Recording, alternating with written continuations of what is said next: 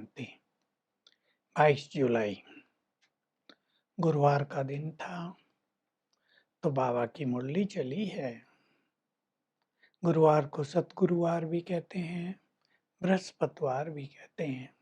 इसका कारण है, जो वृक्षपति बाप है, कल्प वृक्ष का पति और बीज, मालिक और रचयिता, वो तुम्हें आकर सम्मुख ज्ञान दे रहे हैं, तुम्हें पढ़ा रहे हैं। उसकी दशा तुम पर आ गई है, यानी उसके वाइब्रेशंस में तुम रहने लगे हो। मैं ही सद्गुरु हूँ। गुरु तो अनेक हैं, मैं सद्गुरु आकर तुम्हें सद्गति का मार्ग बता रहा हूँ। इस कल्प वृक्ष को ही, इसके आदि मध्य अंत को तुम अब जानते हो, क्योंकि मैं इसका बीज हूँ। मेरे में ही ये सारा ज्ञान है, और किसी मनुष्य में, शास्त्रों में ये ज्ञान नहीं होता है कि देवताओं ने राजई कैसे पाई, भगवान कैसे आए, गुप्त रूप से राज्य स्थापित किया, महाविनाश कराया। तो बाबा कह रहे, इस संगम युग की बड़ी महिमा है, जिस पर मैं वृक्षपति आकर तुम्हें सत्य ज्ञान देता हूँ। ये संगम युग, तुम आत्माएं बहुत काल से मेरे से बिछुड़े थे। जो पहले बिछुड़े थे, वही पहले आकर मुझसे मिले हैं, इसलिए इसको संगम कहते हैं। उन्होंने गंगा और सागर के संगम को बड़ा महत्व दे दिया है। गंगा में स्नान करने जाते हैं पावन बनने के लिए, पर सच्ची सच्ची ज्ञान गंगाएं तुम हो। तुम ही सभी को ज्ञान अमृत में स्नान कराती हो, सबको पुण्यात्मा बनाती हो, सदगति का मार्ग दिखाती हो। मैं आया हूँ, तुम्हारे सम्मुख बैठा हूँ। मैंने ये अविनाशी रुद्र ज्ञान यज्ञ रचा है, गीता ज्ञान इसमें दिया जा रहा है। उन्होंने तो श्री कृष्ण का नाम डाल दिया है। श्री कृष्ण ने तो कोई यज्ञ रचा नहीं, मैंने यज्ञ रचा है। स्थापना हो रही है इससे, और महाविनाश भी हो जाएगा। तुम सब देखते रहेंगे, जैसे कल पहले हुआ था, वैसे ही खेल पूरा हो जाएगा। वो तो होना ही है। बहुत अच्छी बात कही, जब तुम सभी ज्ञान और योग में संपूर्ण बन जाओगे, तो तुम्हारे लिए संपूर्ण पावन दुनिया चाहिए। तो पुरानी का तो विनाश कराना ही पड़ेगा। विनाश की बात बाबा रोज करते हैं। इसे डरना नहीं है, लेकिन हमें विनाश से पहले तैयार होना है, क्योंकि स्वर्ग में जाना है। ये ज्ञान केवल तुमको ही मिला है, न ये देवताओं के पास होता, न महर्षियों के पास। देवताओं के पास अगर ज्ञान होता कि हमें राजाई मिली है, फिर हम नीचे उतर के सब कुछ गंवा देंगे, तो राजाई का सुख ही चला जाता। हालांकि तुम्हें भी ज्ञान है कि हमें राजाई मिलेगी, फिर हम नीचे उतरेंगे, लेकिन तुम्हें ड्रामा का पूरा ज्ञान है, इसलिए तुम इससे परेशान नहीं होते, तुम आनंदित होते हो, और इस समय श्रेष्ठ पुरुषार्थ करते हो। बाबा कह रहे, तुम्हारी अवस्था बहुत अच्छी होनी चाहिए, चेक करना चाहिए। इस समय शरीर छूट जाए तो हमारा क्या पद होगा। बहुत उन दिनों बाबा की बात बहुत चलती थी। अपना चार्ट रखना चाहिए, हम कितना याद में रहते हैं, कितना सोल कॉन्शियस रहते हैं। सोल कॉन्शियस रहेंगे तो याद सहज हो जाएगी, नहीं तो याद कठिन होगी। कई बच्चे बाबा से पूछते हैं, बाबा हम बहुत दिन तक बहुत अच्छे रहते हैं, फिर अचानक पता नहीं क्या हो जाता है, खुशी का पारा ही चला जाता है, खुशी नहीं रहती, पुरुषार्थ नहीं होता। आप हमें कोई ऐसी विधि बताओ जो हम अच्छा पुरुषार्थ करके लक्ष्मी नारायण जैसा बन जाएं।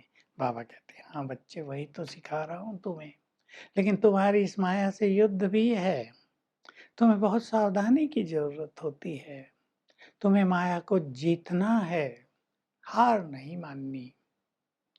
बृहस्पति की दशा भी उन पर रहेगी, अब गुह्यराज, जो आत्माभिमानी होकर रहेंगे, मेरे से बुद्धि योग लगाएंगे। देखो, जैसे जब कोई मनुष्य मरता है तो उसका पुराने देह के संबंधियों से नाता टूट जाता है ना। ऐसे ही तुम अब जीते जी देह और देह के संबंधों को भूलो। रहना उनके पास है, लेकिन बुद्धि योग उससे हटाना है। और मुझे याद करो। जितना तुम्हारी याद बढ़ती जाएगी, तुम बहुत खुशी में रहेंगे, क्योंकि बोझ हटता जाएगा। तुम्हारा अतीन्द्रिय सुख बढ़ता जाएगा। इसलिए तुम्हारे इस अतीन्द्रिय सुख का गायन है कि अतीन्द्रिय सुख पूछना हो तो गोप गोपियों से पूछो। उनसे पूछो जो आत्माभिमानी होकर रहते हैं, जो योग युक्त होकर रहते हैं। तो बाबा बहुत अच्छी इस तरह हमसे रूढ़ियान कर रहे हैं। एक बात बहुत अच्छी बाबा कहते हैं, अभी गरीबों को बाबा ज्ञान दे रहे हैं, गरीबों का नंबर है, तुम्हें राजाई देता हूँ। क्योंकि गरीब बच्चे जल्दी कुर्बान हो जाते हैं, सब कुछ समर्पित कर देते हैं। मैंने रुद्र यज्ञ रचा है, वहां दिखाया घोड़ा स्वाहा करते थे। ये रथ तुम्हारा घोड़ा है, शरीर, इसको स्वाहा करना है, यानी सोल कॉन्शियस होना है। तो अभी गरीब बच्चे ये कर रहे हैं, और अंत में साहूकारों का नंबर आएगा, उनका भी नंबर आना है, पर थोड़े समय के लिए। तो बाबा हम सभी को ये बहुत गुह्य बातें सुना रहे हैं, हमें चेक करना है। हमें अतीन्द्रिय सुख रहता है। राज तो सीधा सा है, जिनका मन शांत होगा, जो देहभान को छोड़ सोल कॉन्शियसनेस और योग युक्त होने का बहुत अच्छा अभ्यास करेंगे, उन्हें बहुत खुशी रहेगी। खुशी सूक्ष्म हो जाती है, अतीन्द्रिय सुख में बदल जाती है। एक आंतरिक सुख, एक परम आनंद आत्मा को मिलने लगता है। वरदान है, पहली श्रीमत के फाउंडेशन को पक्का करने वाले, मजबूत बनने वाले सहज योगी भाव। पहली श्रीमत है, अपने को आत्मा समझ मुझे याद करो। देखिए इसमें ही तो सब कुछ है, यही राजयोग है। अगर इसको हम बहुत प्रैक्टिस करते हैं तो हमारी नींव बहुत मजबूत हो जाती है।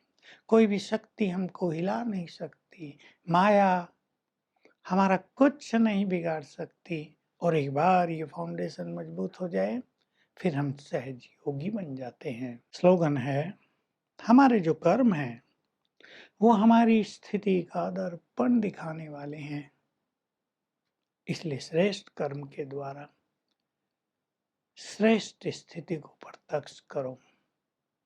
आज का हमारा अभ्यास रहेगा, मैं आत्मा हूँ, बहुत अच्छी फीलिंग, मास्टर ज्ञान सूर्य हूँ और सर्वशक्तिवान, सिर के ऊपर छत्र छाया है।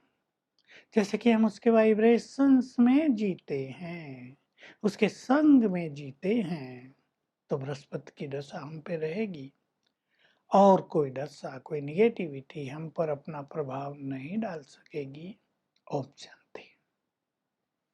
To watch Peace of Mind channel videos on YouTube, subscribe us on youtube.com/tvpeaceofmind.